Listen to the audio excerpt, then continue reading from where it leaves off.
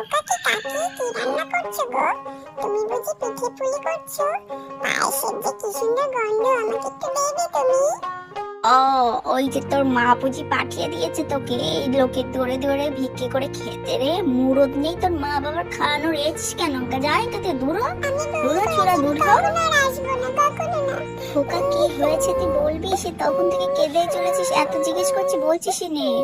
এই মিনতি, মিনতি, তুই তো ছেলেটাকে কি আমার দৌড়ে পাঠিয়ে দিয়েছিস লোকের দৌড়ে ভিক্ষে করে খেতে? পিঠে পুলি খাওয়ার পায়েস খাওয়ার তো মুরদ নেই, ছেলেটাকে এখন লোকের দৌড়ে ভিক্ষে করে খাওয়াচ্ছিস নাকি? হ্যাঁ না দিদি, তুমি ও কথা বলো না। শোনো দিদি, আমি এরকম করতে পারি না, আমি এই শিখতে দিইনি আমার ছেলেকে। ভাই তোকে খুন্তির বাড়ি দিলেও আমার মনে শান্তি হবে না, তোকে মেরে নি।